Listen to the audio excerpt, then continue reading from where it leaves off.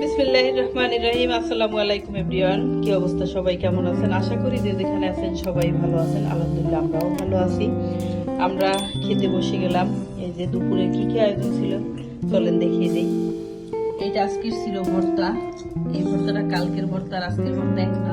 দেখি কে বলতে পারেন কি ভর্তা এটা আজকে ছিল। ইলিশ মাছ আর কাঁচা কলা চিংড়ি মাছ, ডাল ছিল, লেবু, মরিচ। এই যে মনির খাইতেছে। মনির কেমন হয়েছে খাবারটা? স্বাদ হয়েছে, মাছের স্বাদ হয়েছে, ভর্তাটাও ভালো হয়েছে। কাঁচা কলা নিইনি এখন পর্যন্ত। এই আমার ছেলে খাইতেছে। সিয়াম, তোমার কাছে কেমন লাগে ভর্তা?